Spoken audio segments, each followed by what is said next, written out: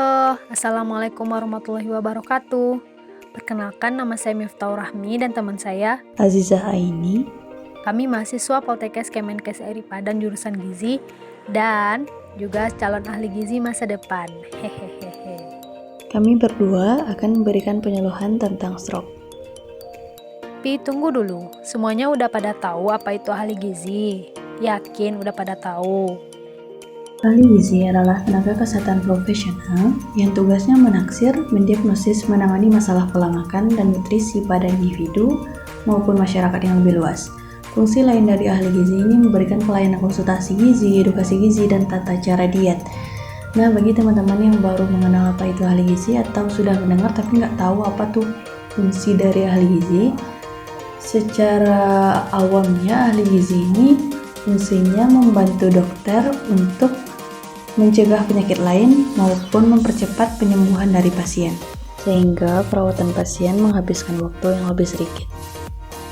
Ya, betul sekali. Ahli gizi adalah tenaga spesialis yang bertugas memberikan saran dan informasi kepada pasien ataupun klien tentang pelaksanaan gizi dan masalah kesehatan, terlibat dalam diagnosa dan pengobatan masalah kesehatan yang terkait gizi dan nutrisi. Cukup sekian ya, kita kembali ke pembahasan awal, yaitu mengenai penyakit stroke. Apakah sudah pernah mendengar atau mengetahui tentang stroke? Kayaknya sudah pada mendengar dan mengetahui apa itu stroke ya. Tapi, apakah benar pemahaman kita sudah sama mengenai penyakit stroke? Oke, langsung kita bahas mengenai penyakit stroke ya.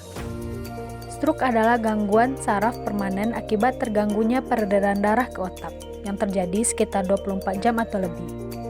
Stroke adalah kondisi yang terjadi ketika pasokan darah ke otak terganggu atau berkurang akibat penyumbatan atau pecahnya pembuluh darah. Nah, tanpa darah, otak kita tidak akan mendapatkan asupan oksigen dan nutrisi, sehingga sel-sel pada sebagian area otak akan mati.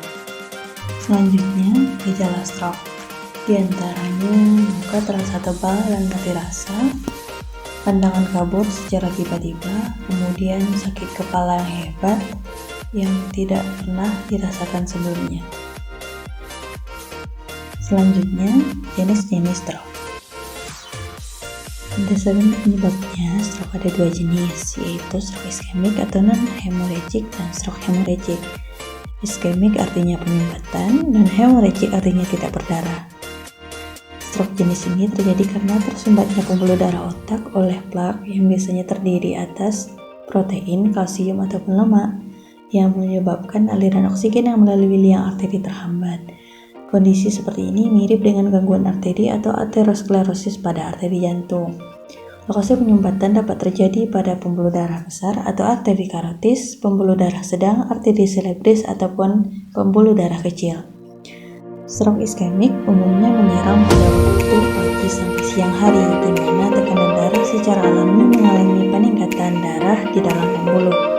Kondisi seperti ini akan menyebabkan penyempitan pembuluh darah atau dikenal dengan stenosis, peningkatan kegantalan darah atau viskositas, peningkatan aktivasi platelet atau darah mengental, dan penurunan aktivitas TBA atau endogen tissue plasminogen activator yang berfungsi sebagai enzim dalam sistem pengumpulan darah. Berdasarkan lokasi pengumpulan darah, ada dua jenis stroke iskemik, yaitu iskemik trombolitik dan iskemik embolitik.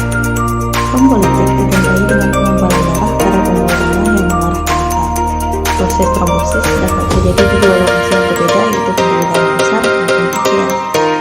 Trombosis pada pembuluh darah besar kerap kaitannya dengan aterosklerosis. Pada kolesterol dengan ini menjadi pemicu aterosklerosis plasma dalam trombosis di pembuluh darah besar. Sedangkan untuk trombosis pada pembuluh darah kecil biasanya dialami oleh penderita hipertensi. Serangan stroke jenis ini biasanya terjadi pada pagi atau siang hari. Selanjutnya, stroke iskemik embolitik ditandai dengan pembuluh darah selain pembuluh darah yang mengarah ke otak. Sedangkan trombosis ini terjadi pada pembuluh darah jantung. Menurunnya pasokan darah dari jantung yang oksigen dan nutrisi ke otak adalah faktor utama menyebabkan stroke. Stroke iskemik embolitik sering dipicu oleh penurunan tekanan darah yang berlangsung secara drastis Misalnya ketika seseorang mengalami kelelahan fisik yang luar biasa. Kebanyakan stroke ini dialami oleh para pekerja lapangan yang harus bekerja sepanjang hari dan para atlet profesional yang memaksakan dirinya latihan berat di luar kemampuan tubuhnya. Serangan stroke jenis ini dapat terjadi kapan saja, siang ataupun malam hari. Pada umumnya insiden dari stroke ini terjadi tanpa didahului oleh tanda-tanda yang dirasakan sebelumnya. Selanjutnya, stroke hemorragik secara bahasa hemorragik akibat darah. Stroke hemorragik terjadi akibat pembuluh darah yang menuju ke otak, kebutuhan tersebut dialami karena adanya tekanan jika tidak meningkat ke otak, sehingga pembuluh darah yang terhambat tersebut tidak dapat lagi menahan tekanan, akhirnya pecah dan menyebabkan pendarahan. Pendarahan umumnya terjadi pada otak atau brainstem, salah-satunya ada korteks dan cerebellum. Kebocoran tersebut menyebabkan darah tidak dapat mencapai sasarannya, yaitu seotak mengalirkan suplai darah. Jika suplai darah terhenti, dapat dipastikan setiap oksigen dan nutrisi yang diperlukan otak akan terhenti pula dan akhirnya seotak mengalami kematian. Ada sejumlah faktor yang memicu terjadinya stroke hemorragik, diantaranya yaitu penyumbatan pada dinding pembuluh darah yang rapuh atau aneurisme. Pembuluh darah jenis ini mudah menggelembung dan rawan pecah, terutama pada kelompok berusia lanjut. Kondisi pembuluh darah yang lemah tidak bisa menahan tekanan sehingga darah yang mengalir dengan lambat tersembur keluar. Selain itu, hipertensi juga merupakan faktor risiko utama yang menyebabkan terjadinya pendarahan ini. Orang yang secara genetik mengalami aneurisme berisiko tinggi mendapat serangan stroke hemorragik jika dibarengi dengan hipertensi yang dideritanya. Selain itu, trauma fisik yang terjadi di kepala atau leher serta tumor di kepala juga dapat mendorong pendarahan di otak. Selanjutnya, berdasarkan lokasi pendarahan ada dua jenis stroke hemorragik, yaitu intracerebral atau dalam otak dan subarachnoid atau di luar otak. Stroke hemorragik intracerebral biasanya terjadi karena pecahnya pembuluh darah dan darah masuk ke jaringan sehingga sel-sel otak mati yang membuat kerja otak terhenti. Faktor risiko terjadi stroke ini biasanya karena hipertensi. Pendarahan ini terjadi di dalam otak, biasanya pada bagian ganglia, batang otak, partikel, maupun otak saraf. Sebagian besar pasien yang mendapat serangan stroke jenis ini tidak sakit berlalu jiwanya karena untuk mengatasinya memerlukan tindakan operasi yang harus dilakukan sesegera mungkin. Operasi adalah tindakan penyelamatan yang paling memungkinkan untuk menghentikan pendarahan. Namun, tindakan ini tingkat keberhasilannya cukup rendah, terutama jika otak yang mengalami pendarahan sudah parah. Jika jiwa pasien pun bisa terselamatkan, sebagian besar dari mereka umumnya akan mengalami kematian. Selanjutnya, stroke hemorragik subarachnoid. Stroke jenis ini ditandai dengan pendarahan yang terjadi di luar otak, yaitu di pembuluh darah yang berada di bawah otak ataupun di selaput otak. Jika darah yang berasal dari pembuluh darah yang keluar bercampur dengan cairan yang ada di batang ataupun selaput otak, maka darah tersebut akan menghalangi aliran cairan otak sehingga menimbulkan tekanan. Karena tekanan inilah suplai darah ke otak menjadi terhenti. Penyebab dari stroke jenis ini biasanya berbeda-beda pada setiap orang. Namun, secara umum, stroke jenis ini terjadi karena aneurisme atau pembuluh darah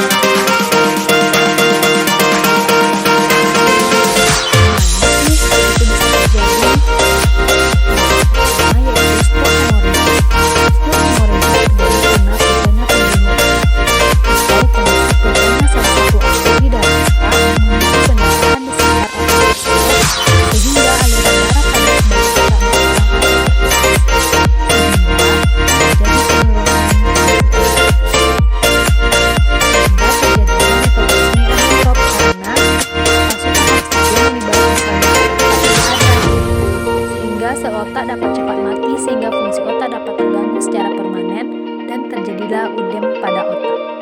Nah, selanjutnya stroke iskemik. Stroke iskemik merupakan salah satu jenis stroke yang ditandai dengan kehilangan suplai darah dari sirkulasi secara tiba-tiba pada suatu daerah di otak, atau terjadi karena sumbatan aliran darah otak, sehingga hal tersebut mengakibatkan perfusi jaringan otak. atau kehilangan fungsi neurologis pada area otak tersebut, sehingga terjadi pelebaran kolateral dan elektrolit turun, sehingga elektrolit kehilangan perannya dalam menjaga kinerja saraf pada otak, sehingga terjadinya ödem pada otak. Setelah kita mengetahui bagaimana stroke itu dapat terjadi, sekarang kita akan melihat apa saja dampak yang akan diakibatkan oleh penyakit stroke. Stroke tentu akan berdampak bagi seseorang, salah satunya terhadap asupan gizi. Dampak stroke terhadap asupan gizi yang akan dirasakan oleh seseorang ialah mengalami gangguan indera pengucap rasa dan aroma, sehingga nafsu makan akan menurun setelah serangan stroke, yang akan mengakibatkan kondisi pasien cenderung memburuk karena kekurangan gizi. Hal tersebut terus terjadi, maka pasien akan kehilangan masa obat dan lemak yang ditandai dengan penurunan berat badan, sehingga kondisi perawatan yang utama untuk memberikan pasien di dalam keadaan sakit gizi yang baik. Setelah kita mengetahui apa saja dampak dari penyakit stroke, sekarang kita akan melihat etiologi atau faktor risiko dari penyakit stroke. Faktor risiko dari penyakit stroke ada dua, yaitu faktor risiko yang tidak dapat kita lihat dan faktor risiko yang dapat kita lihat. Pertama, faktor risiko yang tidak bisa diubah, itu ada genetik. Faktor genetik atau riwayat keluarga yang menderita stroke bisa menjadi langkah awal untuk kita menghindari. Bagi kita yang memiliki riwayat keluarga, sebaiknya mengontrol kesehatan 3-6 bulan sekali. Selanjutnya itu ada cacat bawaan, kemudian ada usia. Menurut beberapa sumber, usia 40 tahun ke atas paling banyak mengalami stroke. Selanjutnya ada gender. Risiko laki-laki terkena stroke memang lebih besar ketimbang perempuan, karena perempuan dilindungi oleh hormon estrogen yang membuatnya kebal akan penyakit kardiovaskular. Selanjutnya yaitu faktor risiko yang dapat kita ubah. Pertama ada kegemukan. Kegemukan merupakan suatu kondisi di mana lemak dalam tubuh berlebih, sehingga membuat darah menjadi kental. Ini dari selanjutnya,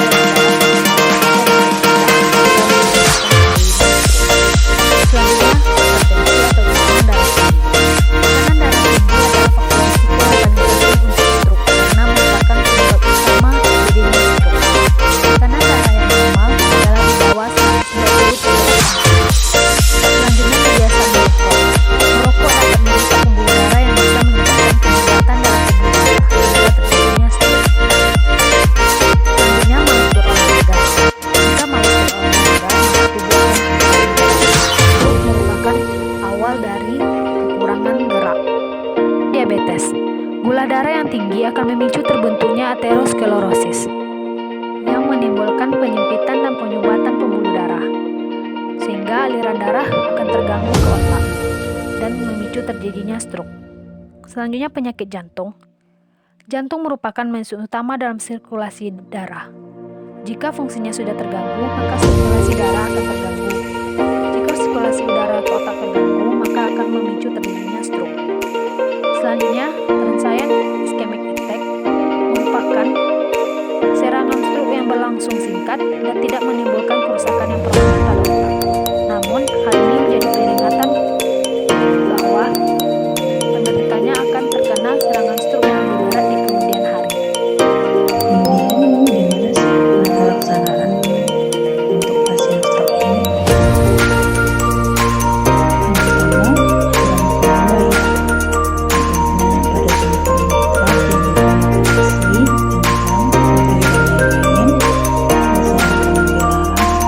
seperti memperoleh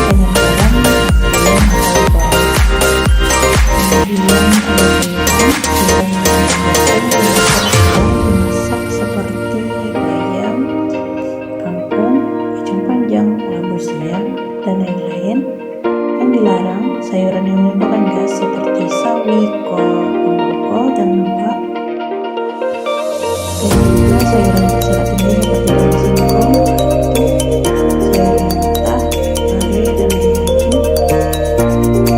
Untuk sumber buah, dianjurkan buah segar, jus atau jus setok seperti pisang, durian, jeruk, mangga, dan lain-lain.